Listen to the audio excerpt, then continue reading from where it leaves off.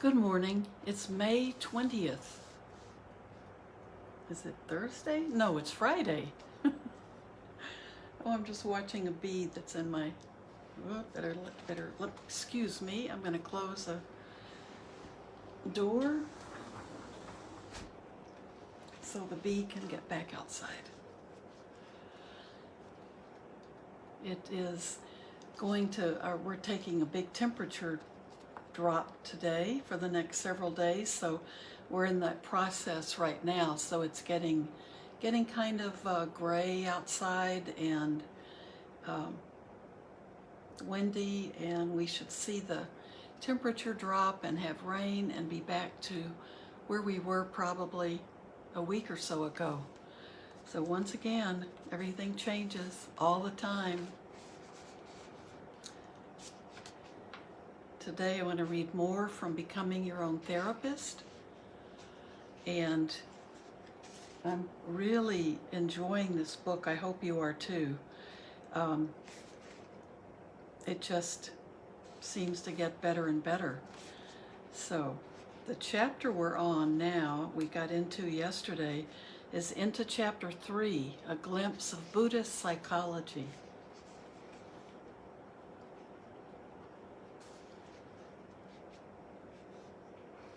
And then just the last little paragraph, he was saying, so examining your own feelings in this way has nothing to do with belief, has it? This is not some Eastern Himalayan mountain thing. This is you. This is your thing. You can't refute what I'm saying by claiming I have no feelings. It's so simple, isn't it? So this is when he is talking to us about whatever feelings arise in our daily lives. They're either pleasant, unpleasant, or neutral. They disturb us emotionally, and there's no balance or equanimity in our minds. That's because we go from pleasant to unpleasant, back to kind of confused, neutral. And that agitation, that's stress in our bodies. So that's this is his beautiful definition of how to work with feelings and how to understand the difference between feelings and then emotions. But these feelings that swing so quickly and so strongly just create a sense of agitation that's doesn't feel good. Whether they're good or bad, they're swinging all over the place. So let's continue. Furthermore, many of our negative actions are reactions to feeling. See for yourself. When you feel pleasant as a result of contact with people or other sense objects, analyze exactly how you feel, why you feel pleasant.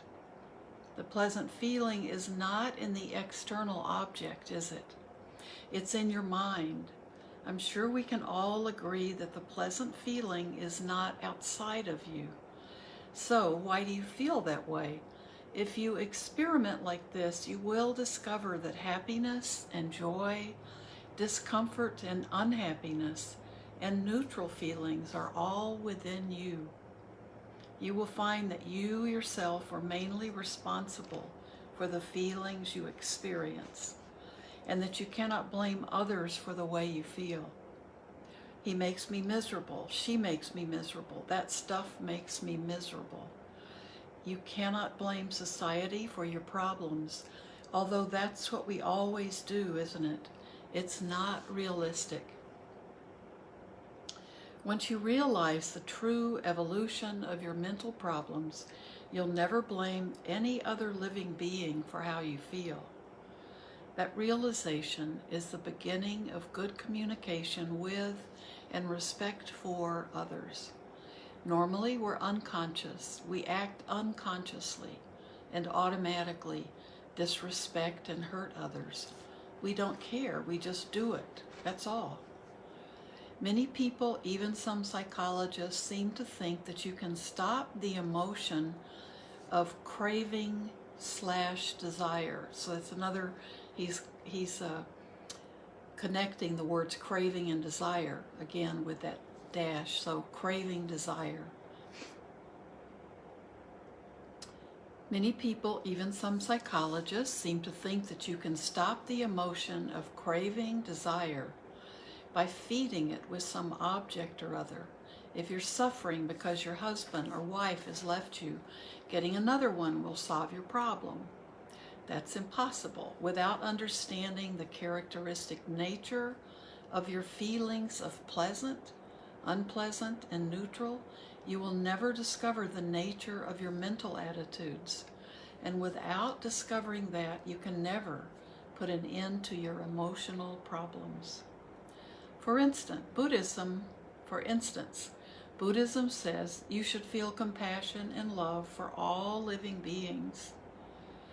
How can you possibly feel even equanimity for all beings while the ignorant dualistic mind is functioning so strongly within you? You can't, because emotionally you are too extreme.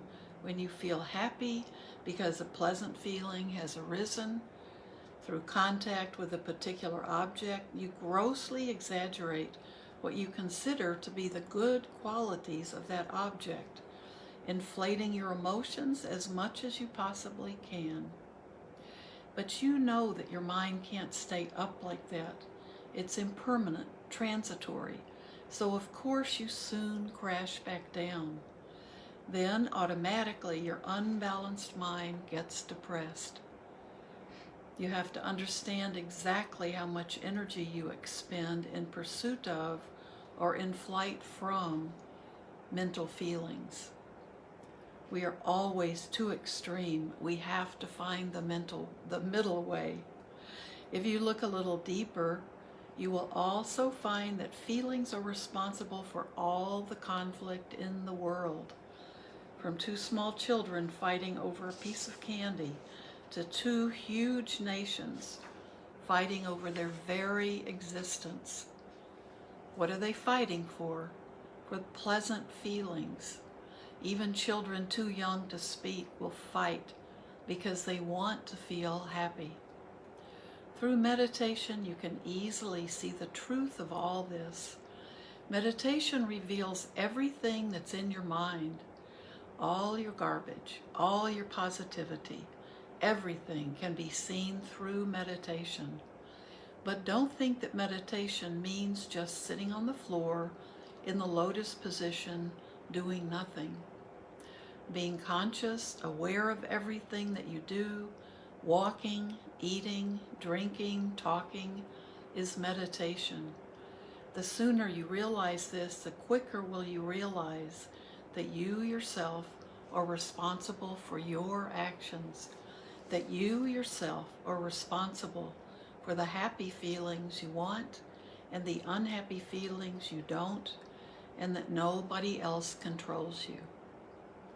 When a pleasant feeling arises, and then, as is its nature, subsides, causing you to feel frustrated because you want it again, that's not created by God, Krishna, Buddha, or any other outside entity.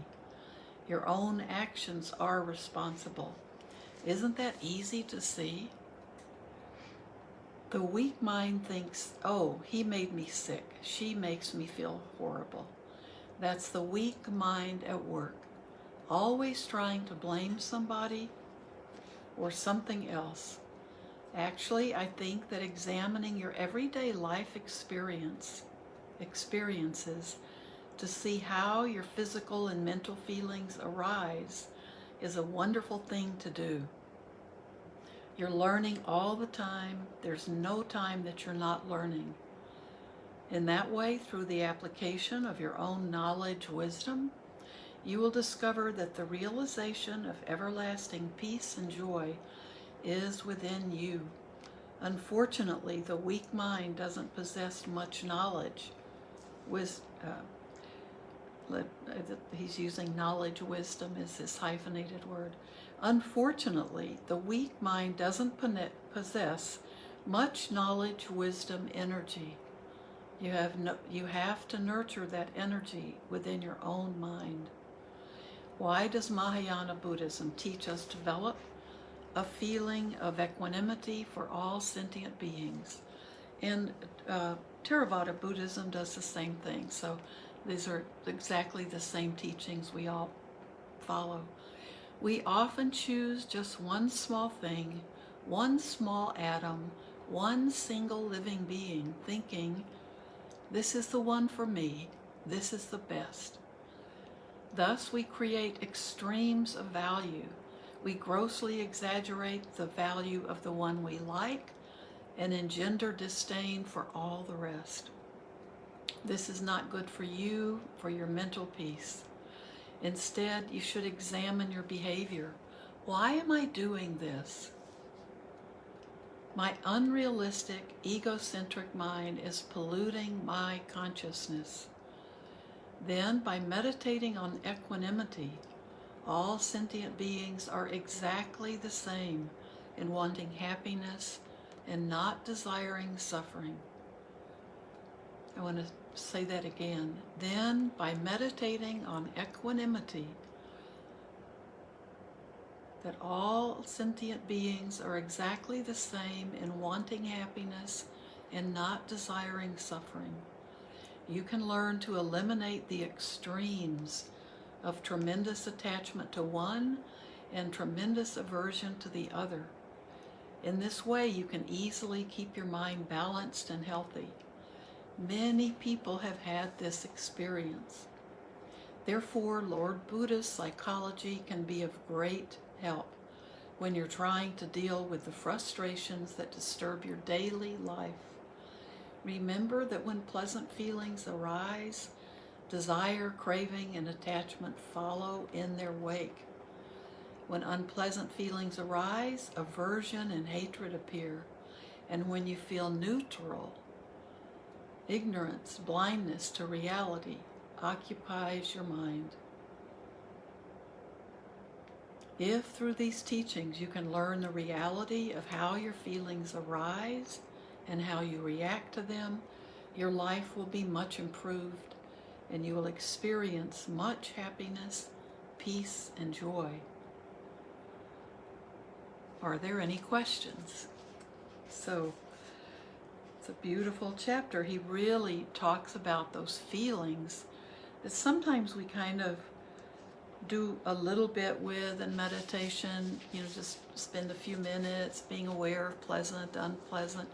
But being aware of these feelings is something we can be doing all day long. And you can stop if you need to take a minute, if something's feeling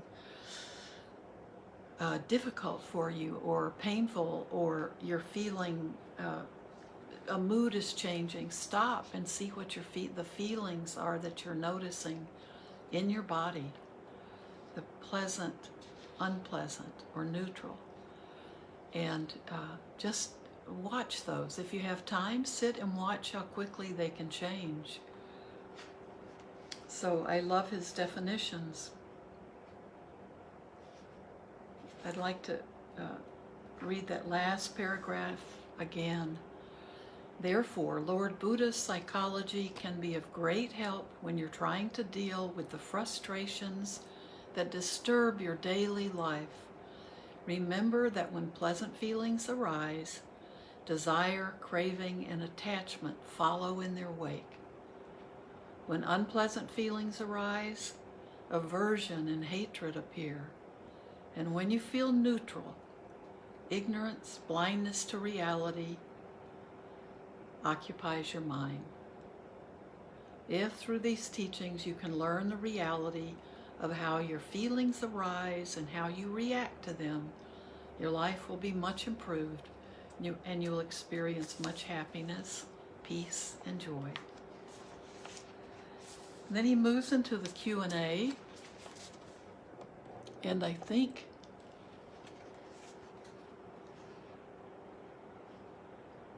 very interesting questions. They're not quite they're really good. I'd like to read these questions because there's some very good questions about Nibbana and karma.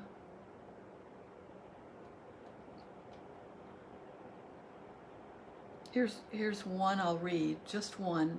before we start to sit, because there are a lot for this. Okay, but this one is about this teaching.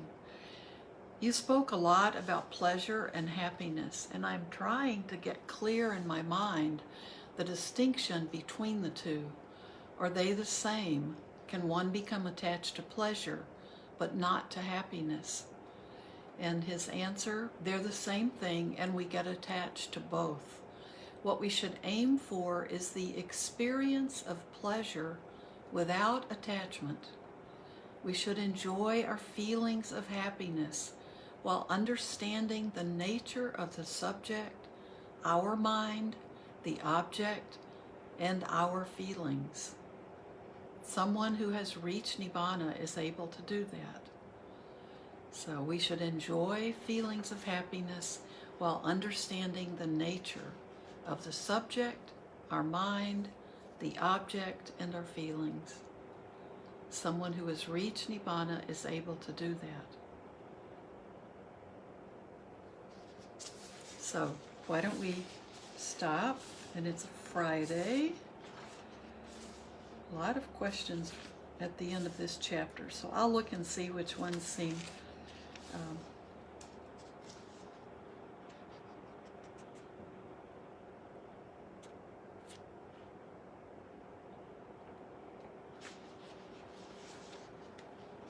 I'm going to read one more because it really fits in with what he's talking about.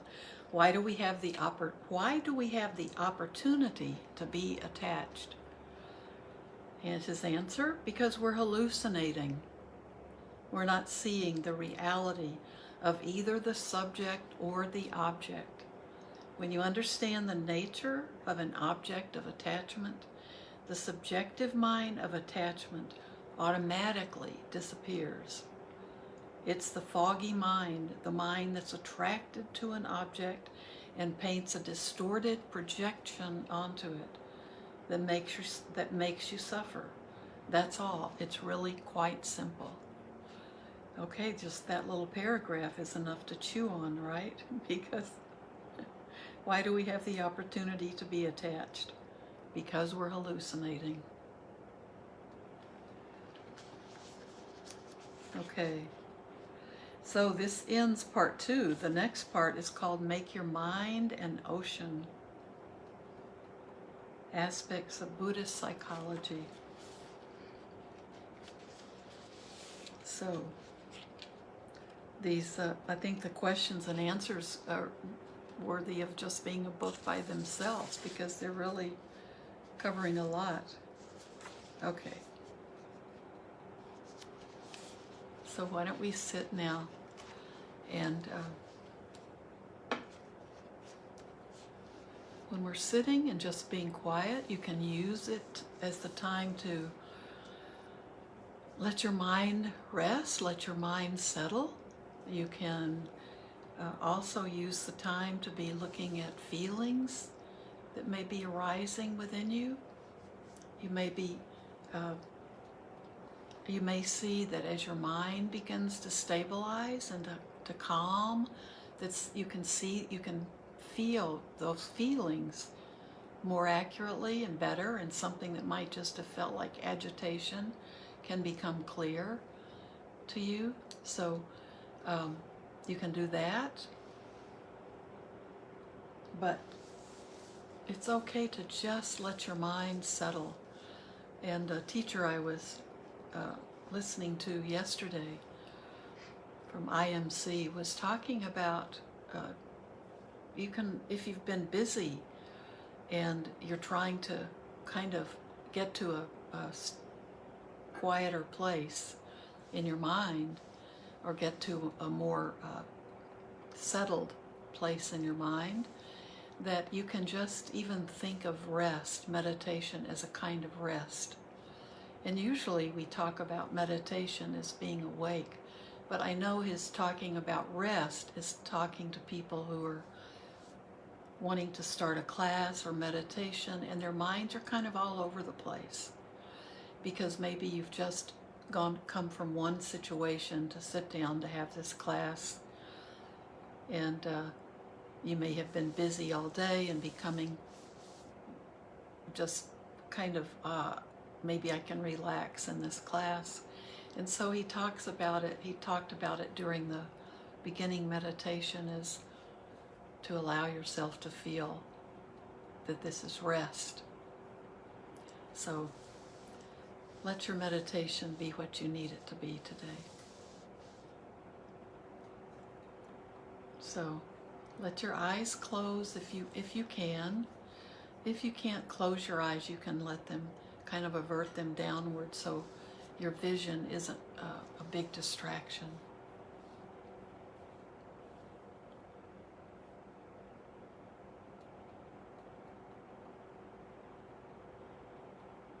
And let your awareness come to the breath.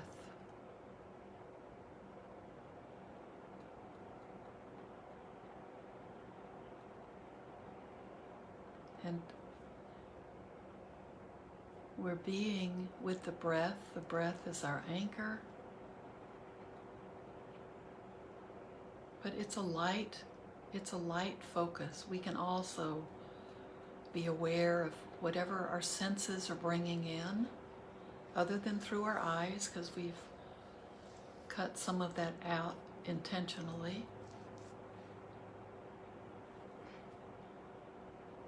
Just be aware of sounds, be aware of smells, taste, and be aware of contact on your skin. Feel your body pressing into the chair or wherever you are, if you're on the floor. Feel your hands in your lap, and as they make contact with each other or your upper legs. Be aware if there's a breeze or if your skin is feeling warm, cool, pleasant, unpleasant. And be aware of your thoughts. Our mind is one of our senses in these teachings, and our mind creates thoughts. But I want you to be aware of the thoughts without feeding them to keep them going and to get you going down a rabbit hole. Just be aware of the thoughts.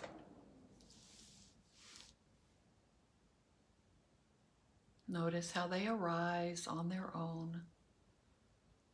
And if we begin to pay attention to them and get caught up in them, then we've become distracted by a story we've decided to create. So instead, we see the thoughts, we recognize them, but then we just let them go. They will go away on their own when they realize we're not feeding them.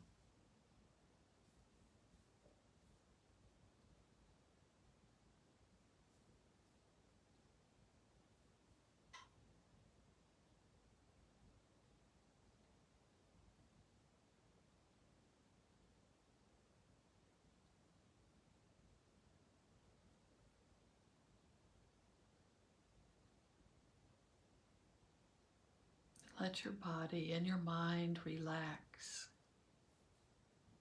rest.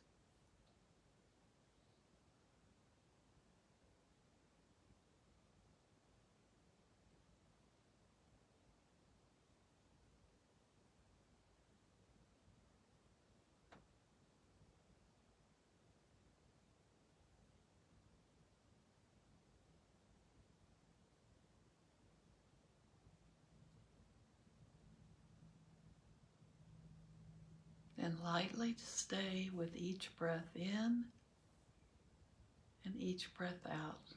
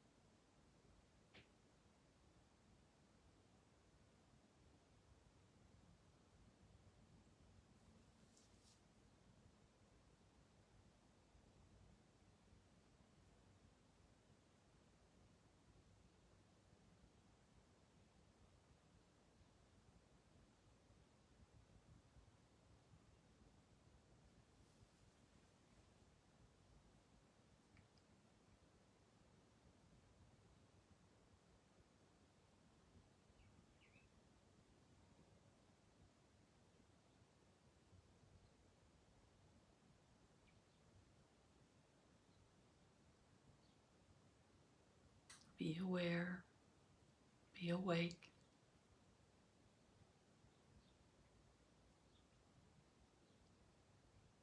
And just keep letting go of thoughts.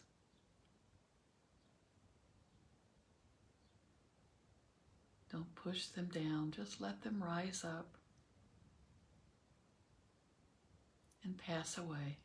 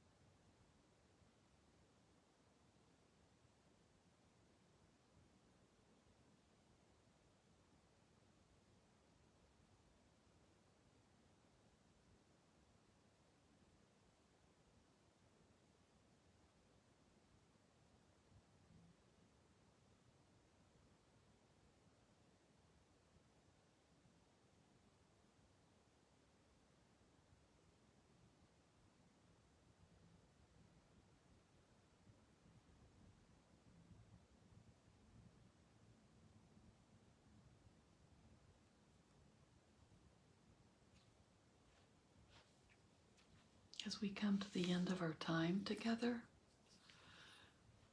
we can send merit.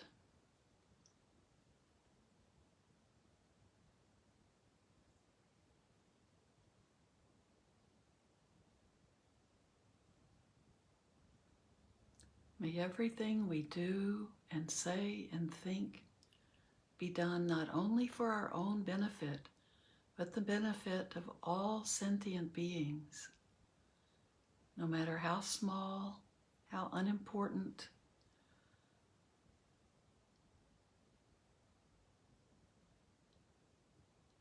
Everything we do and say and think can be done in the name of all of these living beings.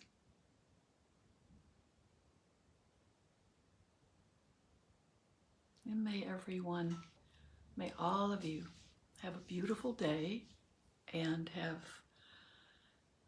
some time to practice this weekend and stay in touch with your feelings at that very elemental level, and see if you can notice when the agitation of going from one feeling to another, see if you can notice when that agitation settles down and you don't feel it.